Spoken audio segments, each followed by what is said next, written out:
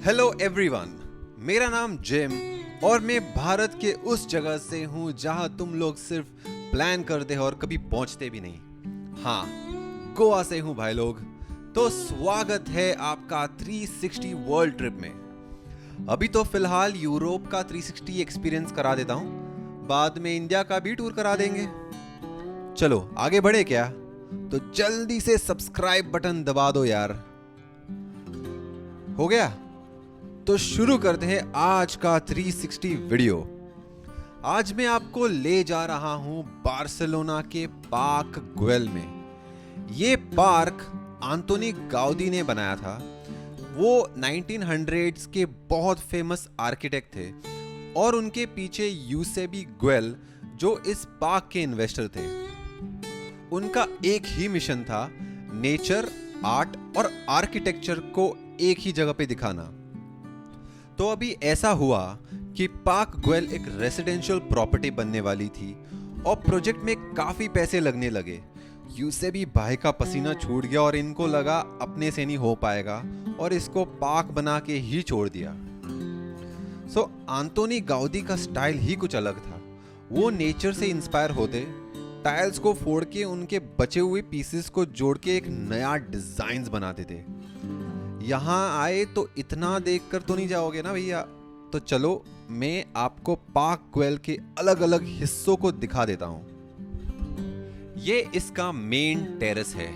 Snake की तरह दिखने वाली बेंच है। डोंट वरी, ये ढसता नहीं, यहाँ पे तो सिर्फ बैठा जा सकता है। ये बेंच भी टूटे हुए टाइल से बनाया है। और ये व्यू तो देखो यार, क्या मस्त व्यू है बार्सिलोना का। हाइपोस्टाइल रूम, ये अजीब और गरीब सा रूम टेरेस के नीचे है। आंतोनी गाउदी ने ट्रीज से इंस्पायर होकर इसके कॉलम्स ट्रीज के ब्रांच जैसे बनाए और ये कॉलम्स ऊपर वाली टेरेस को सपोर्ट करता है। हाइपोस्टाइल रूम ओरिजिनली यहाँ के लोगों का सब्जी बाजार बनने वाला था। ड्रैगन स्टेयरवे, यहाँ वो चाइना वाला रियल ड्रैगन नहीं, बट स्टेयर्स को एक ड्रैगन का शेप दिया है टूटी हुई टाइल्स को लेकर, और ये स्टेयर्स आपको ले जाती है हाइपोस्टाइल रूम में। ये है वायाडक्ट्स, ये ऊपर वाली टेरेस को सहारा देती है और हमारे इस पार्क को मस्त सा आर्टिस्टिक टच देती है। आंतोनी गाउदी का नेचर के साथ BFF वाला रिलेशन था। अब ये चीज इसके सारे काम में दिखाने लग गए। तो अपने सारे चीजों में पेड़, पत्थर, जानवर के पैटर्न्स डाल के खुश हो गए। गाउदी को लगता था कि बेस्ट आर्किटेक्चर बनाने का रास्ता नेचर से इंस्पायर होकर ही मिलेगा। तो भाइयों, पार्क गुएल का सबसे फेमस चीजें इसके टूटे हुए टाइल से बनाए स्ट्रक्चर्स हैं। तो गाउदी ने ध्यान से मोज़ाइक्स वाली डिजाइन से पार्क के सारे स्ट्रक्चर्स, बेंचेस और बिल्डिंग्स को सजाए।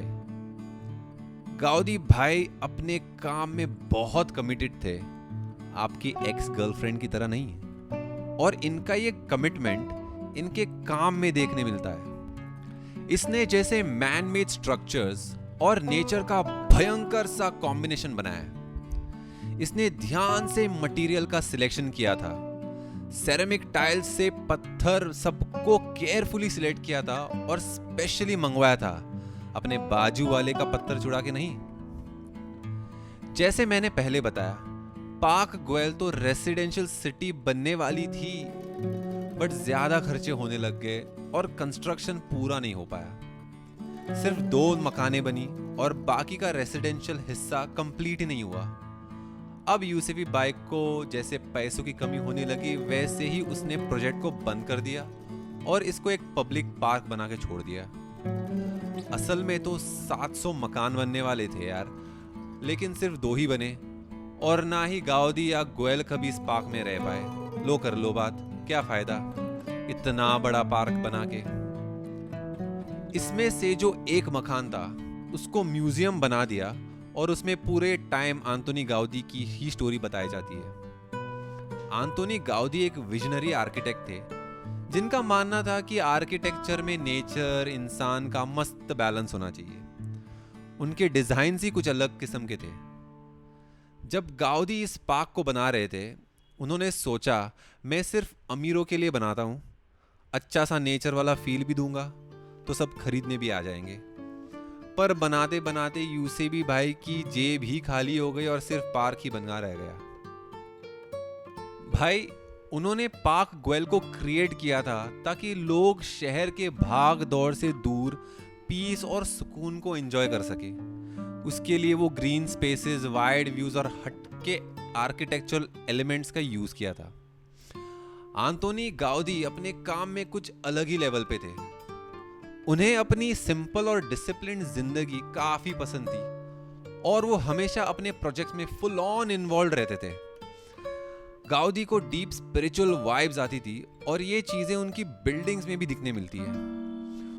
उनका फंडा था, भगवान के सबसे डोप क्रिएशन नेचर में छुपा है, जो पार्क ग्वेल के नेचुरल शेप्स और स्पिरिचुअल सिंबल्स में दिखाया गया है। पार्क ग्वेल तो 1984 में उनका UNESCO world heritage site declare किया गया, क्योंकि इसमें अलग ही लेवल का कल्चर और आर्टिस्टिक वैल्यू था। ये प्लेस गाउदी की इनोवेशन और उसकी आर्टिस्ट्री का एक रिफ्लेक्शन है, जहां नेचर और आर्किटेक्चर एकदम सीमलेस तरह से ब्लेंड हो रहा है। मतलब जैसे गुलाब जामुन और आइसक्रीम, इमेजिन कर लीजिए। अब बस वापस आ जाओ यार। अगर तुम पार्क ग्वेल की गाइडेड टूर्स पे जाते हो तो वहां गाइड्स आपको इंटरेस्टिंग फैक्ट्स भी बताते हैं, जैसे गाउडी ने अपनी इंस्पिरेशन कैसे ली थी नेचर से, मटेरियल्स का ध्यान से कैसे उन्होंने चूज किया, और प्रोजेक्ट का कैसे रेजिडेंशियल एस्पेक्ट फेल हो गया और पब्लिक पार्क में कन्वर्ट हुआ। आज भी पार्क ग्वेल एक बहुत बड़ा पॉपुलर स्पॉट है। मुझे ही देख लो यार, मैं कैसे यहाँ पे आके 360 डिग्री वीडियो बना रहा हूँ आप लोगों के लिए।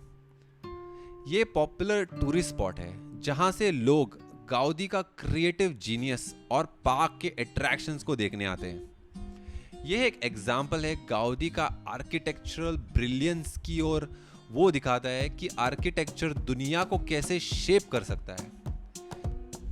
तो इससे हमारा पार्क ग्वेल का टूर खत्म होता है। बट वीडियो अभी खत्म नहीं हुआ है, तो इसके बाद हम आंतोनी गाउदी के 2 और स्ट्रक्चर्स भी देखने गए, कासा बतियो और कासा मिला। हाँ, अंदर जाने मिला नहीं, पर बाहर से ही देख के आया, क्योंकि मेरे पास इतना टाइम नहीं था, थोड़ा बिजी था उस दिन, काम पे भी जाना था। तो बाहर से ही देख लो और मजे उठा लो।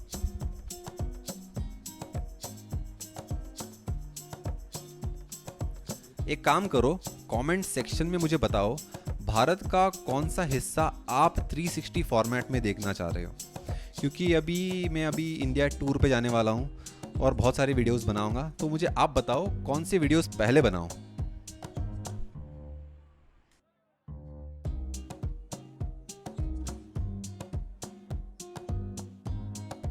आई होप आपको मेरा ये वीडियो पसंद आया हो। इतना ज्ञान फ्री में मिला है तो लाइक कर लो यार, और सब्सक्राइब भी कर लो,